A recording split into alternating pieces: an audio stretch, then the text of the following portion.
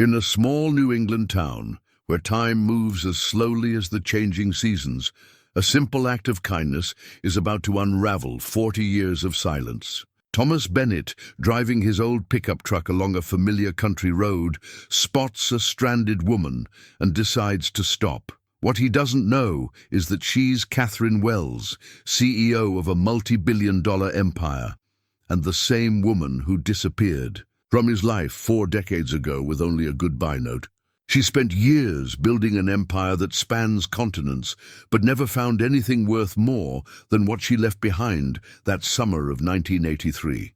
This isn't just a story about a chance encounter. This is about how fate gives second chances to those who never stopped loving, even when they learned to live without it. Thomas eased his old Ford pickup to the shoulder of Maple Road, gravel crunching beneath worn tires.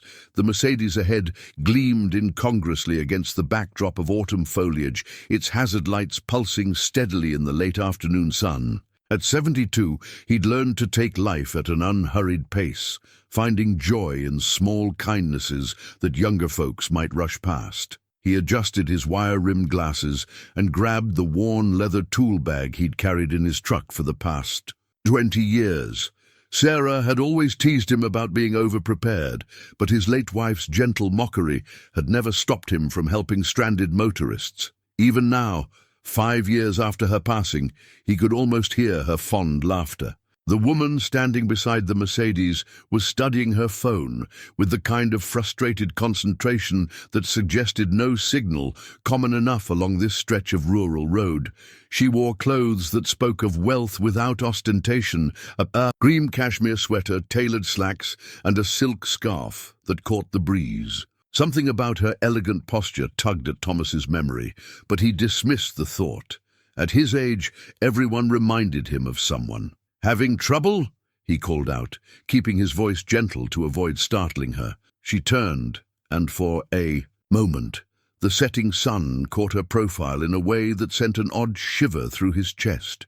Her hair was silver now, styled in a sophisticated bob, but there was something in the way she held her head, the slight tilt that spoke of both grace and determination. "The engine just died," she explained, her voice carrying notes of both authority and frustration. "I've got AAA, but there's no service out here." As she spoke, her scarf slipped, revealing a small, crescent-shaped scar just below her left ear. Thomas's hand stilled on his tool bag. That scar, he'd seen it before, watched it heal 40 years ago after a clumsy attempt at making homemade caramel had left its mark. But it couldn't be. Katherine Wells had walked out of his life 4 decades ago, leaving nothing but a hastily written note and a hollow space that even Sarah, with all her love and warmth, had understood she could never fully fill. "Mind if I take a look?" he offered, his voice steadier than his thoughts. "I taught auto shop at the high school for 30 years before retiring to run my bookstore. Might save you some time waiting for a tow." She hesitated, then nodded, a smile touching her lips. "That's very kind of you, Mr. Bennett," he supplied, watching carefully for any reaction. Thomas Bennett. If the name meant anything to her, she didn't show it. But then, Katherine had always been good at hiding her thoughts when she wanted to. That is, if this was Katherine at all, and not just his imagination playing tricks on him, turning strangers into ghosts of his past. "Diana Wells," she responded smoothly, and his heart did an odd little skip at the familiar surname, even as he registered the different first name. "I appreciate your help, Mr. Bennett." The hood release clicked, and Thomas busied himself with the engine, grateful for the mechanical distraction. He needed to focus on spark plugs and timing belts, not the way his pulse had quickened at a half-glimpsed scar and a coincidence of names. Besides, Katherine Wells was probably running some corporate empire by now, not driving herself down back roads in New England. Yet as he worked, he couldn't shake the feeling that something momentous was unfolding, like the first few drops of rain before a storm that would change everything in its path. The engine's problem proved beyond roadside repair. Thomas straightened up, wiping his hands on a rag he'd pulled from his back pocket. "Looks like the fuel pump's given out. There's a good mechanic in town. Pete's been fixing cars around." Here for 30 years. I can give you a lift if you'd like." She glanced at her phone again, then at the lengthening shadows of late afternoon. A cool breeze stirred the leaves overhead, carrying the crisp scent of approaching evening. "That would be very helpful, thank you." As she gathered her things from the Mercedes, Thomas couldn't help but notice how she moved with the same fluid. Grace he remembered from, but no, he was seeing things that weren't there. Still, when she slipped into the passenger seat of his truck, the leather-bound book on the dashboard caught her attention in a way that made his breath catch. "The Heart's Quiet Places" by Elizabeth Thorne. She read softly, her finger tracing. The gilt lettering. "I haven't seen this book in years."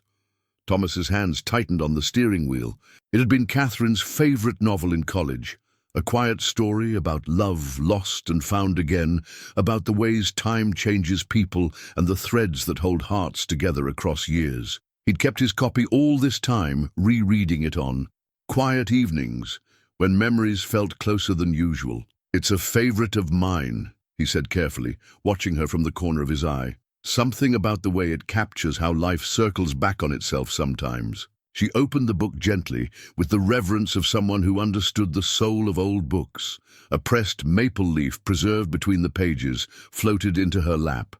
Her hands trembled slightly as she picked it up. "The characters," she said, her voice distant. "They meet again after 20 years, don't they? He's become a professor and she, a writer," Thomas finished, living in Paris trying to finish her novel about the love she left behind. The truck's cabin fell silent except for the soft rumble of tires on asphalt. Thomas took the familiar turns toward town, past the old Miller farm where the corn was already harvested, leaving only stubble in the fading light. "You seem to know the story well," she said, still holding the maple leaf as if it might crumble at any moment. "Some stories stay with you," he replied, "like old friends you can't quite let go of."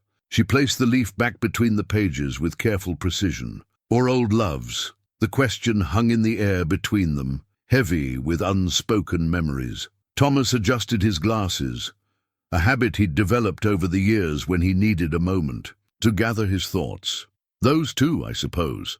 They passed the old covered bridge where he and Katherine had once spent a whole afternoon planning their future, dreaming of the bookshop they'd opened together. Now his store sat on Main Street, but it wasn't quite the one they'd imagined. It was smaller, cozier, with a selection that reflected his tastes rather than their shared vision. "The mechanic's just up ahead," he said, breaking the thoughtful silence. "Pete's honest. He won't try to sell you repairs you don't need." "You know," she said, her voice taking on an odd tone, "I used to know someone who wanted to open a bookshop. He believed books were like people. Each one had a story beyond what was written on the pages." Thomas's heart stumbled in his chest. Those had been his exact words to Katherine, spoken on a night much like this one, 4 decades ago. He pulled into Pete's garage, the gravel crunching under his tires, his mind racing. Was it possible? Had she been playing a careful game all along, testing to see if he was the same Thomas she'd known? As he turned off the engine, she reached into her purse and withdrew a business card, turning it over in her hand several times before speaking. "Mr. Bennett, while we wait for the mechanic's verdict, would you mind showing me your bookshop?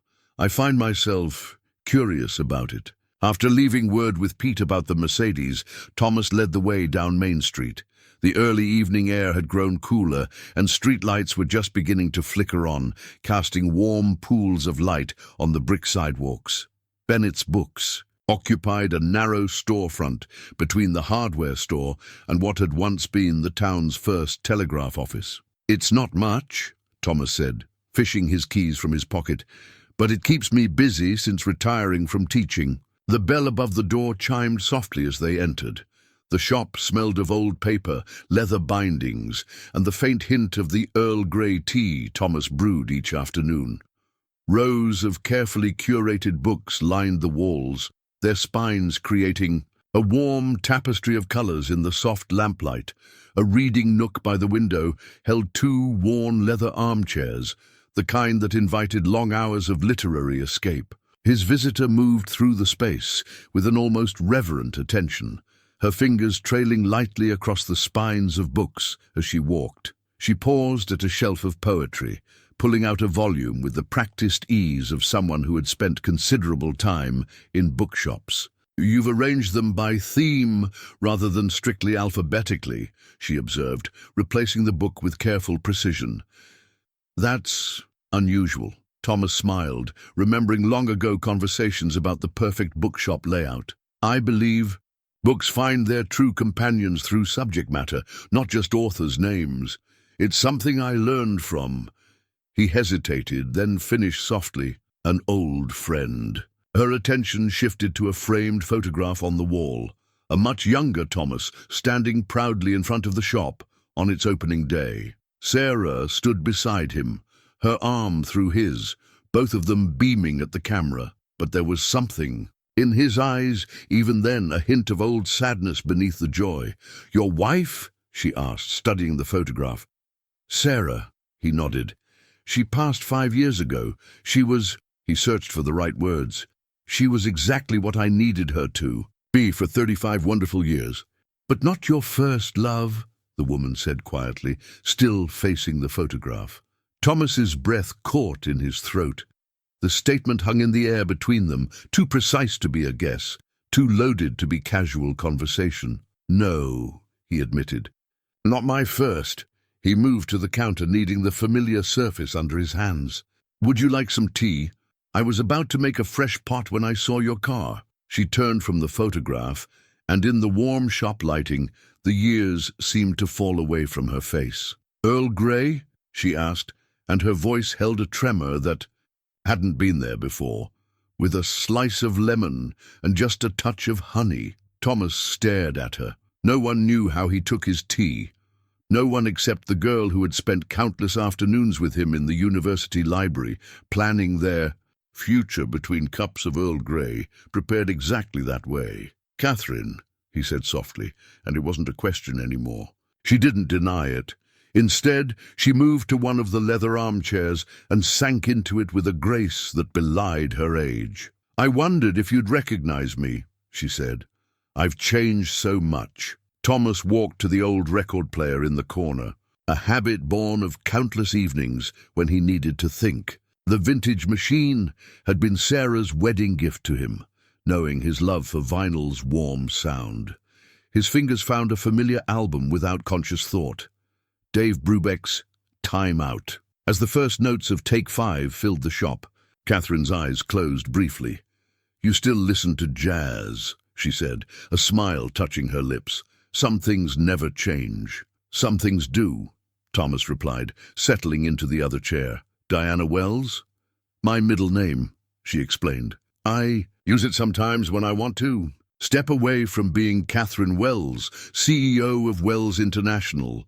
She looked around the shop. "This place, it's exactly what we dreamed of, isn't it?" "Well, almost." "Almost," Thomas agreed. "We had planned for a cafe in the back, poetry readings on Friday nights, and a children's corner with hand-painted stars on the ceiling." Catherine's voice held a wistfulness that made his heart ache. "I've followed your life, you know. Not closely.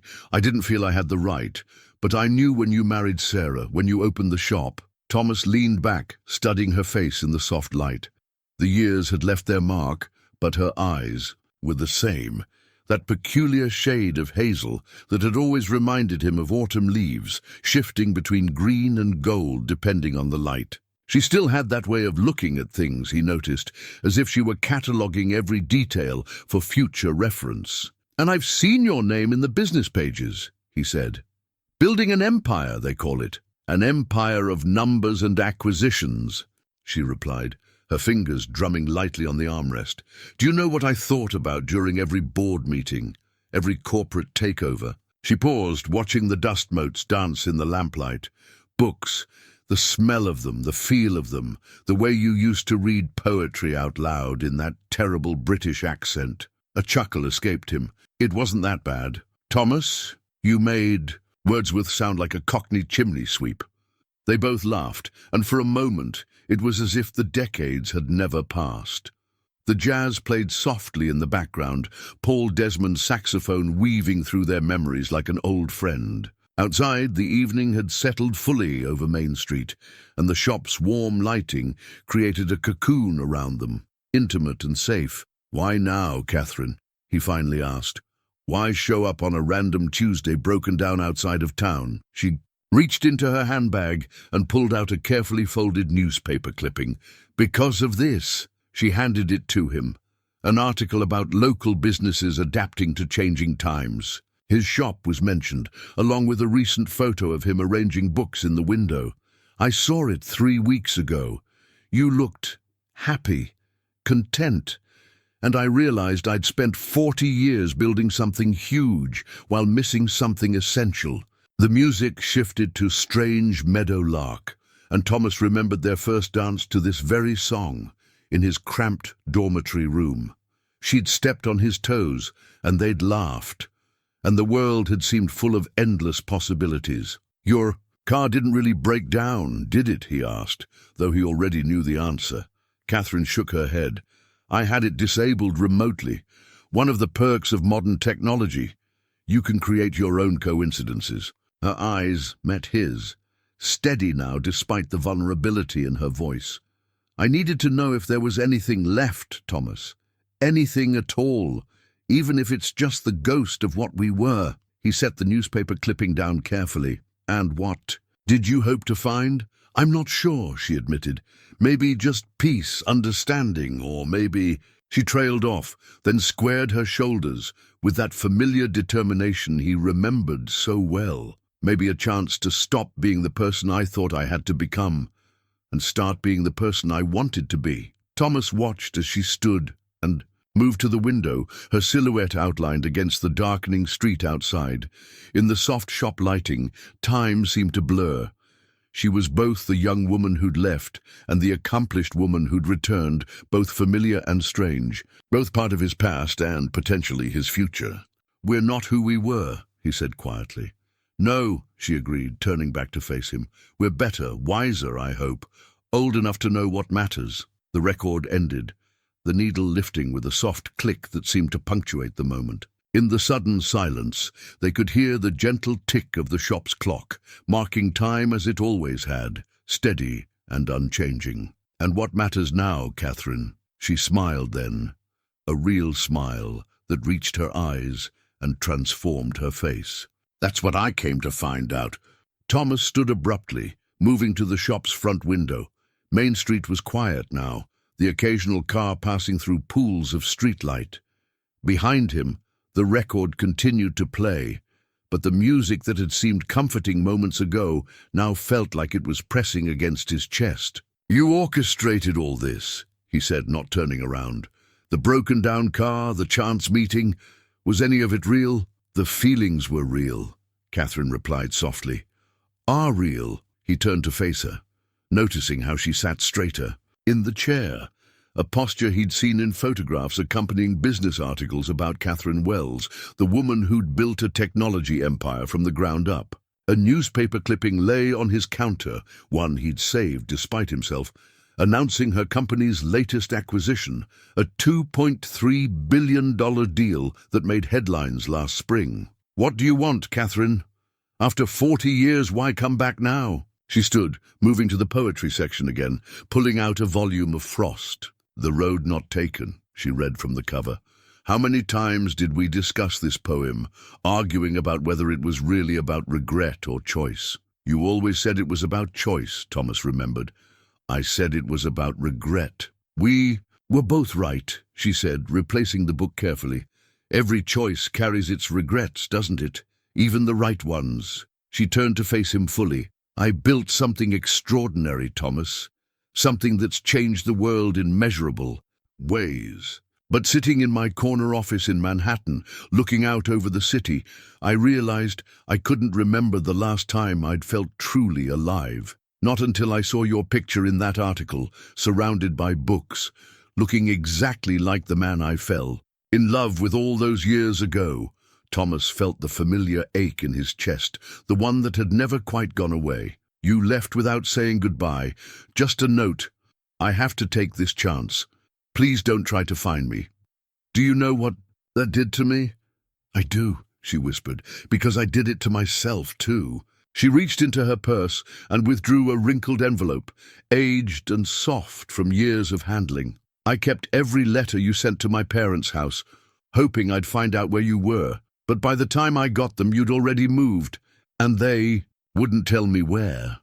They said you didn't want to be found, Thomas said, the old pain surfacing. Your father told me you were pursuing your dreams, that I should let you go. Catherine's laugh was bitter. My father, always managing my life, always knowing what was best. She moved closer to Thomas. He never gave me your letters until years later, after he got sick. Said he was sorry, that he thought he was protecting me from making a mistake. By then, you were married to Sarah, and I had no right to disrupt your life. The silence stretched between them, filled with the weight of decades of misunderstandings and missed connections. Outside, a light rain had begun to fall, drumming softly against the shop's windows. Sarah knew about you, Thomas said finally. She found your letters in my old college box.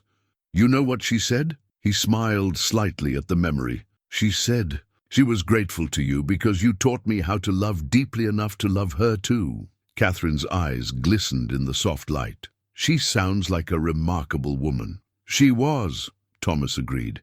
She also said that some loves don't end. They just change shape. We carry them with us, let them make us better people. He paused, studying Catherine's face. But that doesn't explain why you're here now, creating elaborate scenarios with disabled cars and chance meetings. Because I'm tired of regret, Katherine said simply. I'm tired of running an empire and coming home to an empty penthouse. I'm tired of reading about small-town bookshops in newspaper articles and wondering, what if? I'm 70 years old, Thomas, and for the first time in my life, I'm ready to be brave about what really matters. Thomas moved behind the counter, a habit from when he needed to think. His fingers found the worn leather wallet in his back pocket, and after a moment's hesitation, he withdrew a carefully folded piece of paper, so old it was soft as cloth. Who kept this? He said, unfolding it with careful fingers. All these years. Catherine's breath caught as she recognized her own handwriting. Faded now, but still legible. I have to take this chance. Please don't try to find me. Seeing those words again, written in the desperate handwriting of her younger self, made her legs unsteady. She gripped the counter for support. 8 words, Thomas said quietly. 8 words to end what we had. I wrote more, Katherine admitted, her voice barely above a whisper. 3 pages more, about how I loved you, how this was killing me, how I hoped you'd understand someday. But in the end, I couldn't leave them. I knew if you read those words, if you came after me. She trailed off, lost in the memory. I would have, he confirmed, in a heartbeat. The record had stopped playing, leaving only the soft patter of rain against the windows. Katherine moved to the old armchair again, her composure cracking slightly. I had just gotten the offer from Stanford's business school. Full scholarship, fast-track program, and a guaranteed internship with a tech startup that was doing things no one else was even thinking about yet. I remember, Thomas said, we talked about trying to make it work long distance. But that wasn't the real reason, she continued. The night before I left, my father showed me the bank statements, Mom's medical bills, the second mortgage they'd taken out on the house, the loans they couldn't pay. He didn't ask me to help. He was too proud for that. He just showed me. Thomas leaned against the bookshelf, understanding beginning to dawn. The startup was offering stock options. Katherine nodded. They wanted young, hungry people willing to work impossible hours. No family commitments, no distractions. Just total dedication to building something revolutionary. She laughed softly. But there was no humor in it. Within 5 years, those stock options were worth millions. I paid off my parents' house, got Mom the best medical care available, started investing, building, expanding, and never looked back? Thomas asked. I looked back every day, she corrected him, reaching into her purse and withdrawing a small, worn notebook. Every single day. She opened it, revealing pages of careful notes. Your teaching award in '92, the opening of the bookshop in '95, your article about the importance of literature in education in 2000. She looked up at him. I told myself I was just keeping track of an old friend's success, but really, I was trying to stay connected to the life I'd walked away from. Thomas moved to the window, watching the rain create patterns on the glass. I used to imagine running into you, he admitted. In airports, at conferences, on busy city streets, I'd rehearse what I'd say, how I'd act. Somewhere along the way I stopped looking for you in crowds, but I never stopped. He paused, searching for the right words. Wondering, Katherine. Supplied, wondering, he agreed.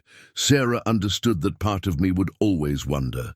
She used to say that love isn't like a pie, where giving a slice to one person leaves less for others. She said it was more like a garden, each love growing its own unique flowers. She was a wise woman, Katherine said softly. Yes. Thomas turned back to face her.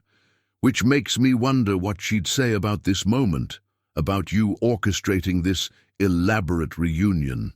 Katherine stood, moving to join him at the window. They stood side by side, watching the rain, their reflections ghostly in the glass. What do you think she'd say? Thomas was quiet for a long moment. I think she'd say that life sometimes gives us second chances, not to undo our past choices, but to make new ones with the wisdom those choices taught us. Katherine pulled her father's old pocket watch from her bag, its gold case dulled with age. Dad gave me this the day I became CEO, she said, turning it over in her hands. Said it was to remind me that time was the most precious commodity in business. The irony wasn't lost on me. The watch's face was scratched, its hands forever frozen at 3:47. It stopped working the day he died, she continued. I never had it fixed, seemed fitting somehow, time stopping just when I finally understood everything he'd done. Thomas watched her handle the watch with careful fingers. What did you understand? That he thought he was protecting me. From poverty, from struggle, from... She glanced at Thomas. From what he saw as provincial dreams, a bookshop, poetry readings.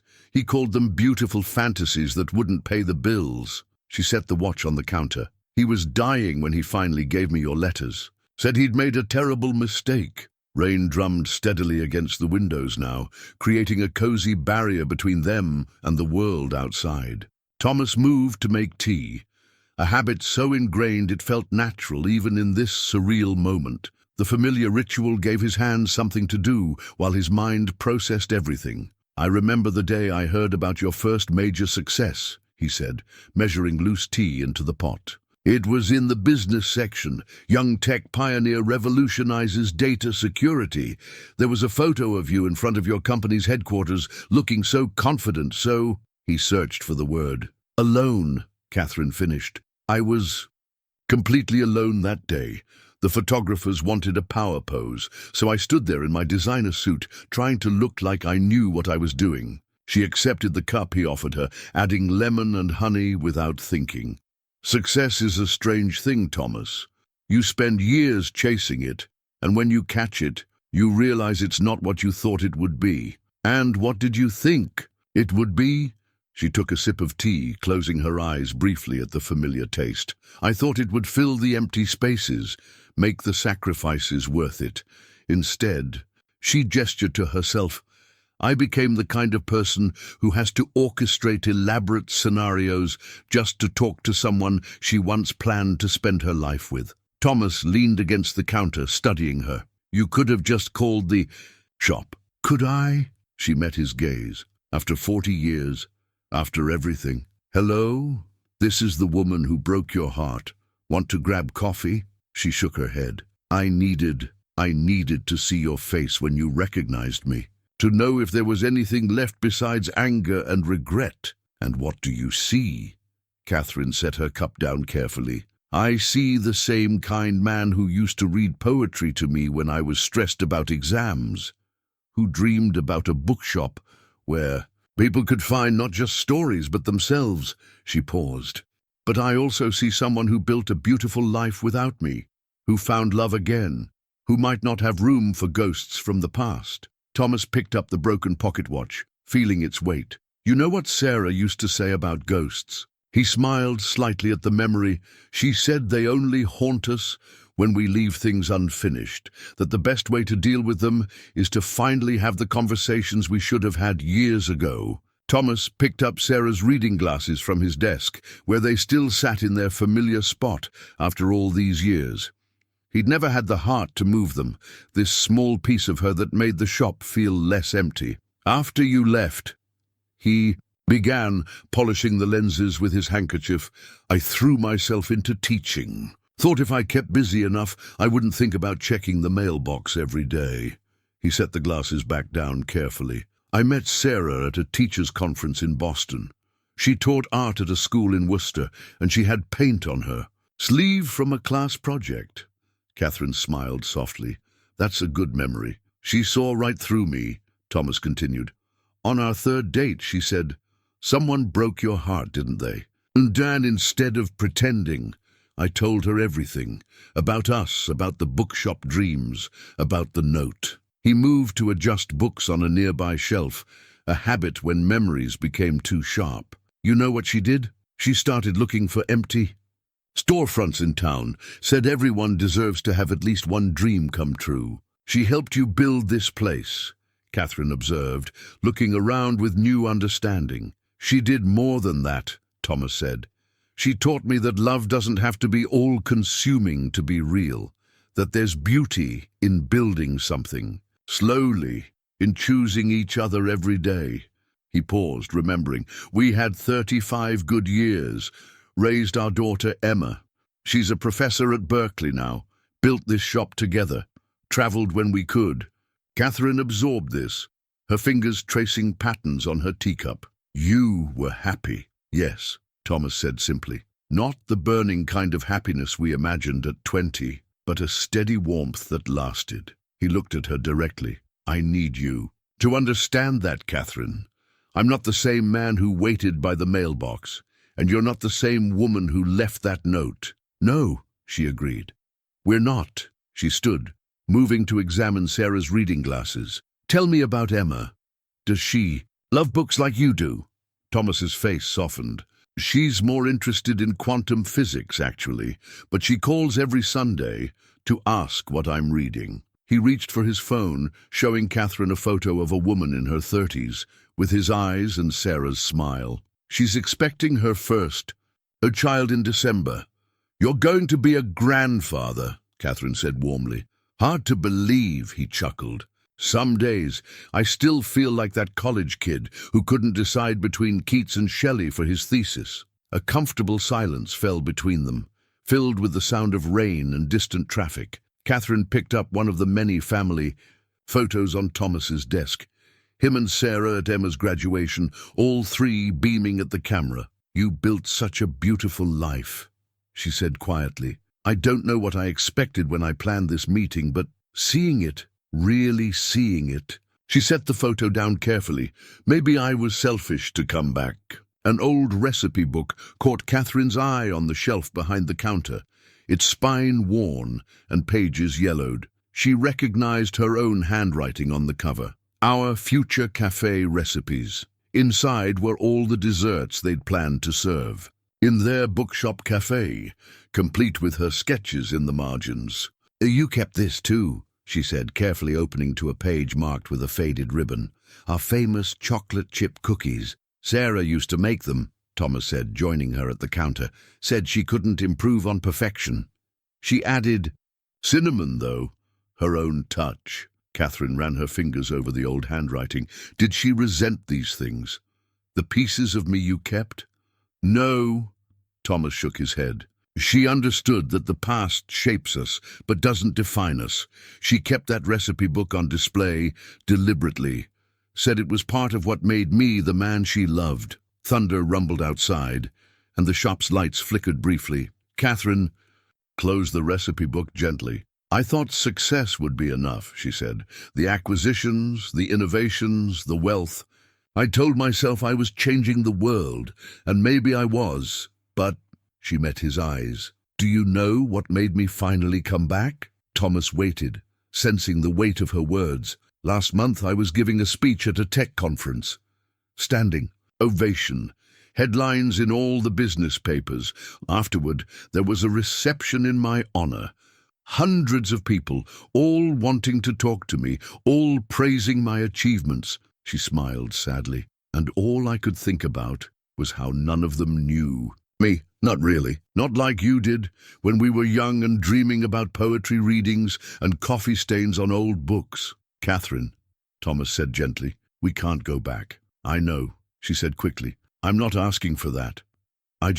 She hesitated. "I've spent 40 years being Katherine Wells, CEO. I'd like to try being just Katherine again, even if only for a little while." Thomas studied her face in the warm shop light. "And what would just Katherine want, honestly?" She laughed softly. "To sit in one of those armchairs and hear you read poetry in your terrible British accent. To drink tea and talk about books. To be somewhere where my stock price doesn't matter." A memory stirred, and Thomas moved to a shelf near the window, pulling out a worn volume. "Remember this?" he asked, showing her the cover of their old anthology from Professor Miller's poetry class. "Modern voices in verse," she read. "You used to practice Auden for hours." "Still can't get the rhythm right," he admitted, opening to a dog-eared page. The margin notes were still there, their handwriting intertwined from long-ago study sessions. Katherine leaned closer to read their old annotations, and for a moment the years seemed to blur. The scent of her perfume was different now, something expensive and subtle, but underneath it was still the same Katherine who had once fallen asleep on his shoulder during finals week, who had drawn tiny stars in the margins of every poem. She loved. "We were so young," she said softly, "so certain about everything." "Not everything," Thomas corrected. "I remember someone being very uncertain about iambic pentameter." She laughed, and the sound was startlingly familiar. "Only because you insisted on explaining it with interpretive dance. It worked, didn't it?" "Yes," she admitted, smiling, "though I'm not sure the library ever recovered from your performance." The phone on the counter buzzed. Pete from the garage. Thomas picked it up, listening briefly before thanking him and ending the call. "Your car is ready," he said, holding up his shop keys. "Fuel pump, just like I thought." Katherine nodded, but neither of them moved toward the door. The rain had eased to a gentle patter, and the street outside was starting to show signs of life again as people emerged from their shelters. "I should go," she said, not moving. "I have a board meeting. Tomorrow in New York." "Of course," Thomas replied, equally stationary. The shop keys dangled from his fingers, catching the light. These same keys had opened this door thousands of times over the years. For early morning poetry readings, late-night inventory, quiet Sundays with Sarah, Emma's after-school study sessions. Now they felt unusually heavy in his hand. "No," Katherine said, looking around the shop one more time. "I had this whole plan, the car breaking down, running into you by chance. I even practiced what I'd say." She laughed softly. "But now that I'm here, I realize I had no idea what I really wanted to happen next." "And now?" Thomas asked, studying her face. She met his gaze. "Now, I'm wondering if it's possible to build something new out of so much history. Not what we had before. We're different people now, but something—" She searched for the words. "Something honest?" he suggested. "Yes," she said. "Something that honors who we were and accepts who we've become." Thomas's phone buzzed again, a text from Emma with a new ultrasound picture. He showed it to Katherine, who smiled at the grainy image. "A grandmother," she mused. "I never had children, you know. Always told myself I was too busy, too focused on the company. But really, I think I was afraid of making the same mistakes my father did."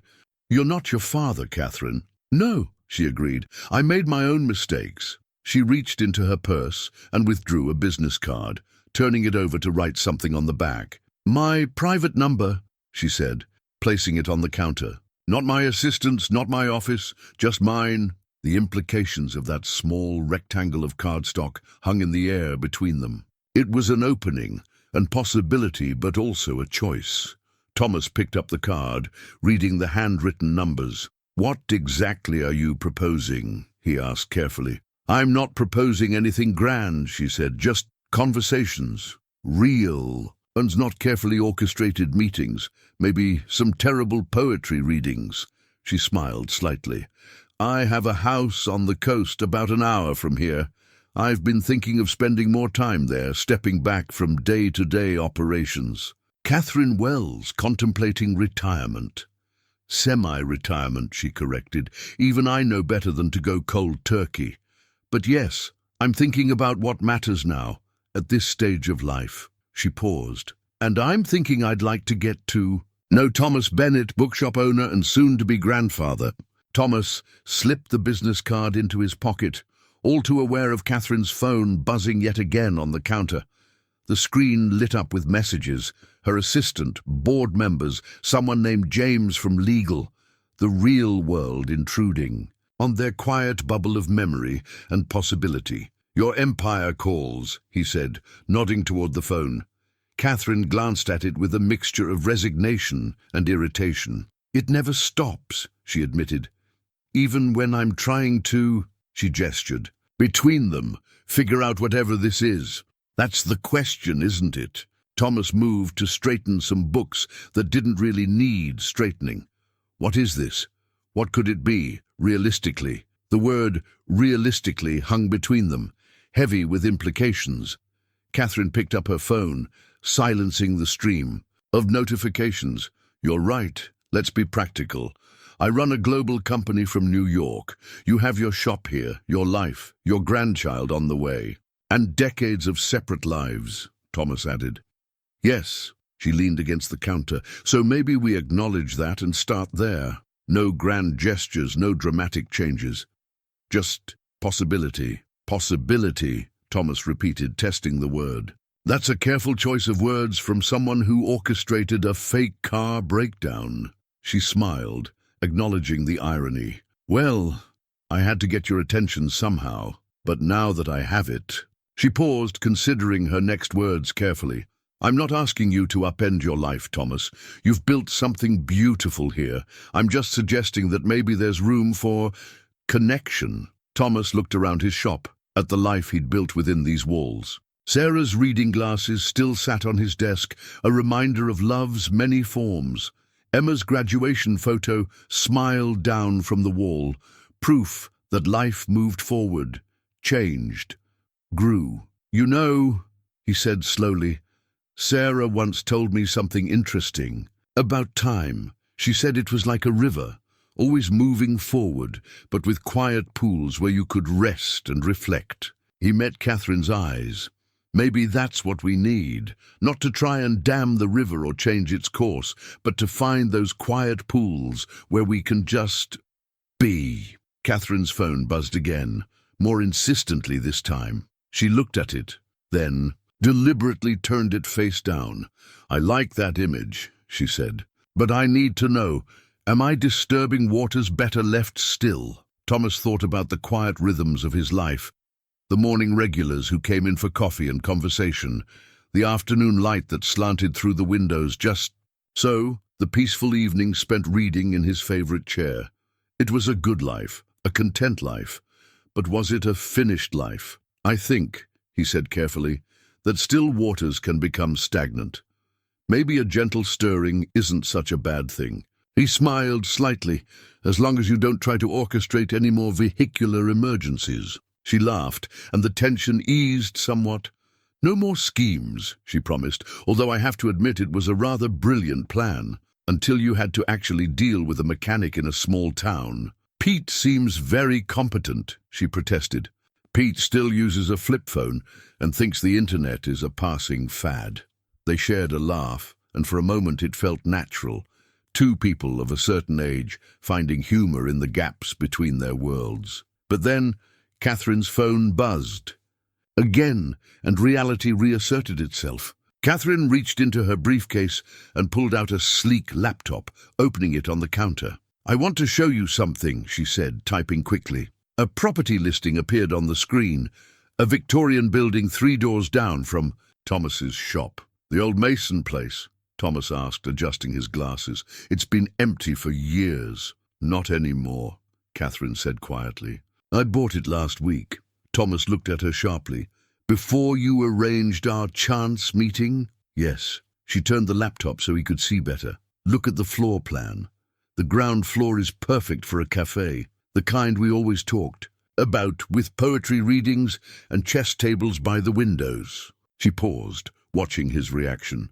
The upper floors could be office space or a living area. Thomas stared at the screen, his mind racing. Katherine, just listen, she said, pulling out her business card, her real one, with the Wells International logo embossed in silver.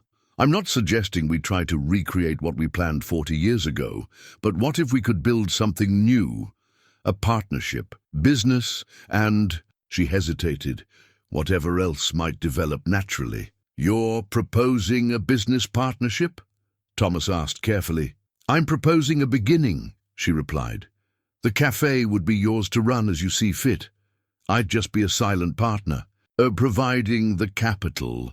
And maybe, she smiled slightly, occasionally using the office upstairs when I need to escape New York. Thomas picked up the business card, running his thumb over the embossed lettering. This is a lot to process. I know, she acknowledged. And I know it seems like I'm trying to buy my way back into your life. But that's not it, Thomas. I'm trying to create a space where both our worlds could exist together, where we could, she gestured at the shop around them, find out who we are to each other now, without either of us having to give up the lives we've built. The proposal hung in the air between them, full of possibility and complication. Through the shop window, Thomas could see the old Mason building, its Victorian architecture still elegant despite years of neglect. He'd always thought it would make a perfect complement to his shop. Emma will say I'm crazy, he said finally, taking on a new business venture at my age. And your daughter would be right, Katherine agreed. Unless, she pulled out another document from her briefcase. The venture came with a built-in manager, someone with both business experience and a degree in hospitality management. Thomas raised an eyebrow. You've done your homework. James Chen, Katherine said, showing him a resume. He's been running the cafe in my company's headquarters. For 5 years, he's looking to move to a smaller town, start something of his own. He'd be perfect for this. Thomas shook his head, but he was smiling. You really do think of everything, don't you? I've had 40 years of corporate planning, she said. But this, she gestured between them, this part I'm making up as I go along. Her expression grew serious. I'm not trying to rush you, Thomas. The building is bought, but what happens next, that's up to you. Thomas walked to the shop's entrance and flipped the open sign to closed. The evening had crept in while they talked, and the streetlights cast long shadows through the windows. He needed to think, to process everything Katherine had laid before him. A cafe, he said, more to himself than to her. Poetry readings, chess tables. Your vision, Katherine reminded him. I'm just providing the means. He turned to face her. Is it really that simple? You buy a building, hire a manager, and we just, what, start over? Not over, she corrected. Forward. There's a difference. Thomas moved to his desk, picking up a framed photo of him and Sarah at the shop's opening. They were younger then, full of dreams and possibilities. Sarah had insisted on the photo, saying they needed to document the moment their dream became real. Sarah and I talked about expanding once, he said, setting the photo down. Adding a cafe, maybe some reading rooms upstairs. But the timing never seemed right, and then she got sick. He trailed off, lost in memory for a moment. And now, Katherine asked softly, now I'm 72 years old. I should be thinking about retirement, not new ventures. Should, Katherine repeated. That's a heavy word, Thomas, full of other people's expectations. She moved to stand beside him at the desk. What do you want? It was a deceptively simple question. Thomas looked around his shop, at the life he'd built within these walls.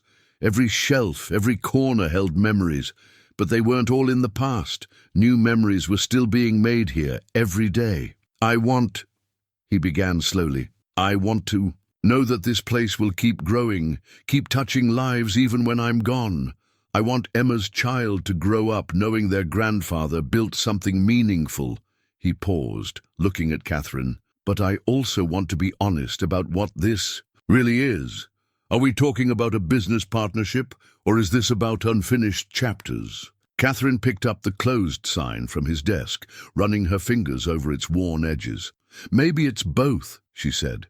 "Maybe at our age, we can admit that life rarely fits into neat categories." She set the sign down and met his eyes. "I'm not trying to rewrite our story, Thomas.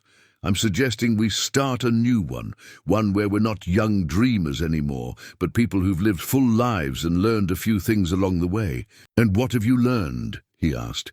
"That success isn't what I thought it was at 25, that sometimes the bravest thing you can do is admit you want to change course." She smiled slightly. "That maybe it's time to stop being Katherine Wells, CEO, and start being someone who reads poetry in small-town cafes." Thomas walked to the window, looking at the old Mason building in the gathering dusk. Its Victorian architecture seemed to hold both history and possibility, much like the conversation they were having now. "Emma would have to be involved in any decision," he said finally. "This affects her inheritance, her future." "Of course," Katherine agreed. "Everything would be properly structured, legally clear. The cafe would be a separate entity from your shop, with Emma's interests protected. You've really thought this through." "I had 40 years of regret to plan it," she said softly. "But Thomas, all the plans, all the legal structures, they're just frameworks. What matters is whether you want to see what might grow in this new space we could create." The next morning dawned clear and bright, the rain-washed streets gleaming in the early light. Thomas stood outside the Mason building with Katherine, both of them clutching paper cups of coffee from the diner down the street. She'd cancelled her board meeting, something that, according to her, had never happened before. "First time for everything," she'd said when she called him at 7, asking if he'd like to see the building properly. Now she handed him a set of keys, new ones, their brass still unmarked by use. "Would you like to do the honors?" The front door creaked slightly as it opened, revealing high ceilings and hardwood floors that had weathered the years remarkably. "Well," dust motes danced in the sunlight that streamed through the tall windows, and their footsteps echoed in the empty space. "The Historical Society made sure it was maintained," Thomas explained, running a hand along the original wainscoting. "Even empty, they knew it was too important to let go." Katherine moved to the bay window, where chess tables might one day sit. "Like some relationships," she said quietly. They explored the ground floor slowly, their conversation flowing easily between practical observations and shared memories. Thomas pointed out where bookshelves could line the walls, creating intimate reading nooks. Katherine sketched possible cafe layouts on her tablet, her corporate efficiency softening into creative enthusiasm. "The original plans," she said, pulling up detailed drawings on her screen. "The architects keeping all the Victorian details, just updating the infrastructure. See how the natural light plays through these windows? Perfect for morning reading groups." Thomas watched her gesture animatedly about coffee bar placements and acoustic considerations, seeing both the powerful CEO and the young woman who'd once drawn cafe designs in college notebooks. The contradiction was strangely comforting. Proof that people could change while keeping essential parts of themselves intact. "You really want this, don't you?" he asked. She lowered her tablet. "I want the possibility of it," she corrected. "The chance to build something that bridges our two worlds. But more than that," she met his eyes. "I want to know that I'm finally brave enough to choose what matters." Upstairs, the proposed office space was flooded with morning light. A door opened onto a small balcony overlooking Main Street, where Thomas could see his own shop's sign, swaying gently in the breeze. "Emma's coming for dinner tomorrow," he said, still looking out at the familiar view. "I'd like you to meet her." Katherine's intake of breath was barely audible. "Are you sure?" "No," he admitted, "but I think it's the right thing to do. She should know who's proposing to invest in her inheritance." He turned to face Katherine. And she should meet the woman who helped shape the father she grew up with. Will she understand? She's her mother's daughter, Thomas said softly. Sarah always said that love comes in many forms, at many times in life. Emma grew up hearing that. In the following days, a peculiar document began taking shape on Thomas's desk, a compromise contract that Katherine's lawyers had drafted. It outlined the proposed partnership in careful terms, balancing corporate precision with small-town simplicity. But what made it unique were the handwritten notes in the margins, where Thomas and Katherine had begun adding their own clauses. Monthly poetry readings, Thomas had written beside the events section. Live jazz on Thursdays, Katherine had added underneath. No corporate meetings allowed during story time, he'd insisted. Agreed. But the coffee must be excellent, she'd countered. They sat now in Thomas's shop after hours. The contract spread. Between them, Katherine's phone still buzzed occasionally, but less frequently. She delegated more responsibilities to her New York team, a first step toward what she called semi-retirement. Emma arrives tomorrow, Thomas said, adjusting his reading glasses as he reviewed their notes. Are you nervous? Terrified, Katherine admitted, surprising him with her candor. What do you say to the daughter of the man whose life you walked out of 40 years ago? The truth, Thomas suggested. It's served us well so far. Katherine picked up the contract, her fingers tracing their handwritten additions. Is that what this is? Our truth? Part of it, he said. The part we can put on paper anyway. He reached for the property plans Katherine's architect had drawn up. The rest, well, that's what the empty spaces are for. The plans showed how the two buildings, his shop and the Mason property, could be connected through a discrete passage, allowing them to function as separate entities while maintaining a subtle connection. It seemed fitting somehow. James. Chen called, Katherine mentioned, referring to the cafe manager she'd suggested.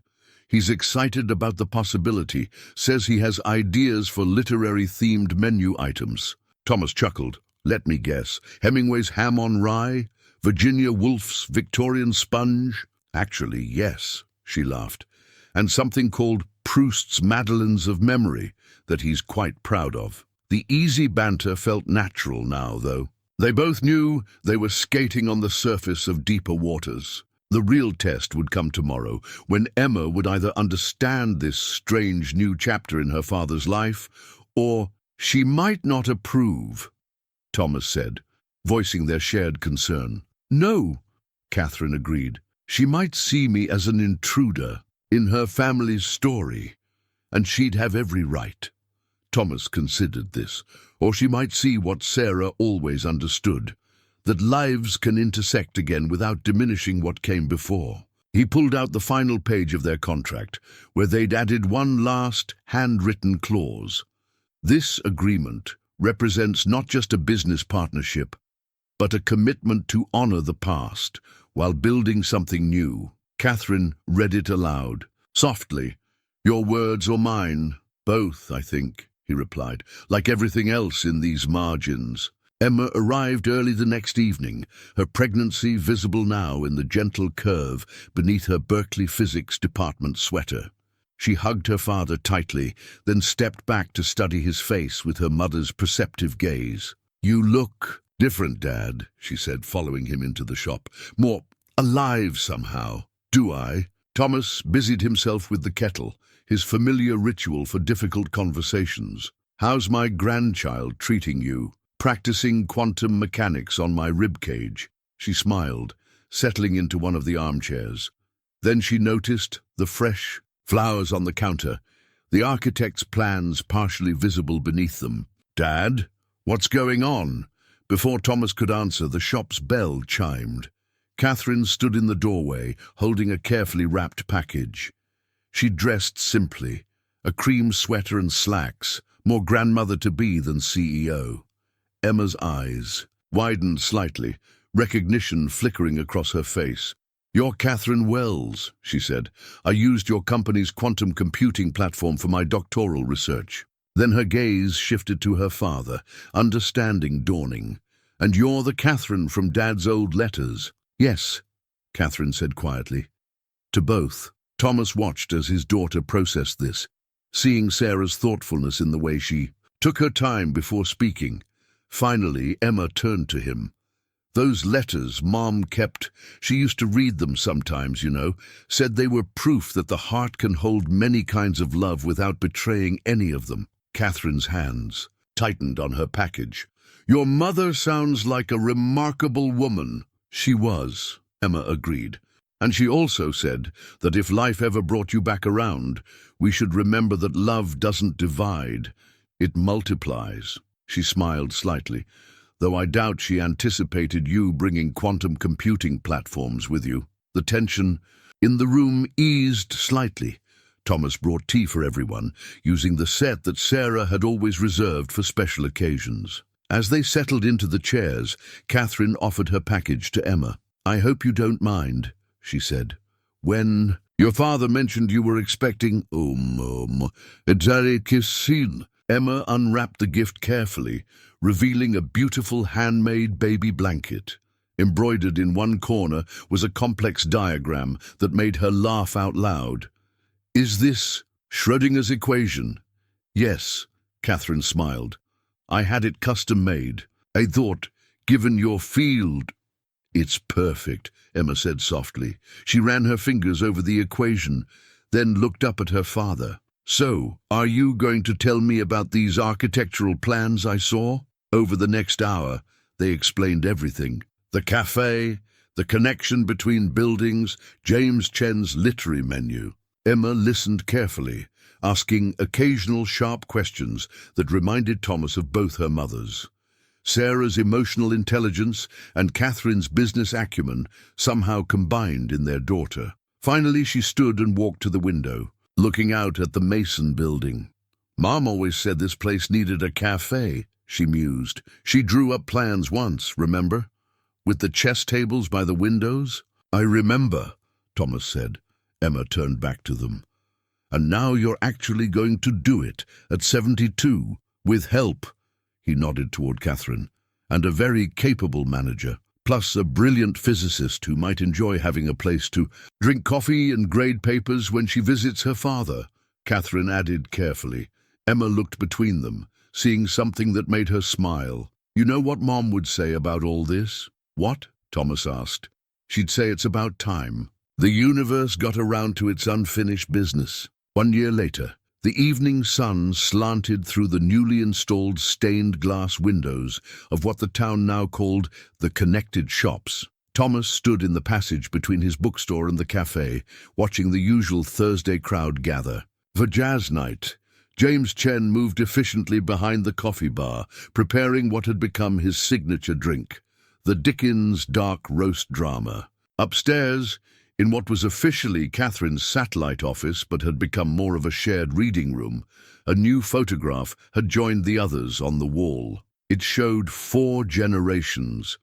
Thomas holding his infant grandson Theodore, Emma beaming beside them, and Katherine sitting in one of the cafe's armchairs, looking more grandmother than CEO in her casual clothes. Penny for your thoughts? Katherine's voice came from behind him. She'd just returned from her last board meeting in New York, where she'd finally announced her official step back from day-to-day operations. Just thinking about time, Thomas replied. How it moves in circles sometimes. She joined him at the railing overlooking the cafe. Below, a young couple sat at one of the chess tables, reminding them both of different days, different dreams. But now those dreams had transformed into something else. Something that honored the past while embracing the present. Emma called, Katherine said. She's accepted the teaching position at the local university. Says she wants Theo to grow up knowing both his grandfather's bookshop and his step-grandmother's cafe. Step-grandmother? Thomas raised an eyebrow. Is that what we're calling this? Katherine laughed softly. We're calling it exactly what it is. A second chance that came right on time. She pulled a familiar volume from the shelf nearby. Their old poetry anthology. Speaking of which, you promised the regulars a reading tonight. Something about doing Auden justice after all these years? Thomas took the book, feeling its worn cover under his fingers. Sarah would have loved this. You know, the cafe, the jazz, the way it all came together. I know, Katherine said quietly.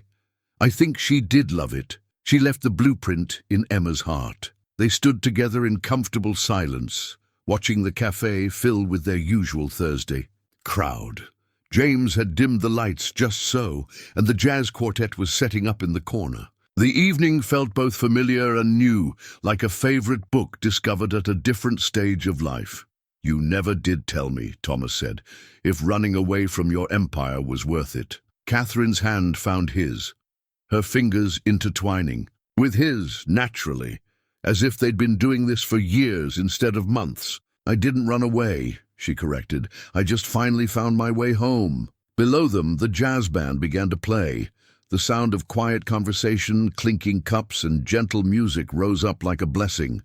Through the connecting passage, they could see the bookshop where it all began, its warm lights glowing with welcome, and in the quiet office upstairs, among the photographs of past and present, a new frame held pride of place, their original cafe sketch from college, finally made.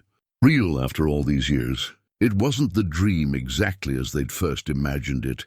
It was better, seasoned by time, tempered by experience, enriched by the lives they'd lived apart. Now, in the gentle evening light of their shared creation, they had written a new chapter. Neither of them had expected, but both had somehow always hoped might come. Ready for your poetry reading? Katherine asked, gently nudging him toward the stairs.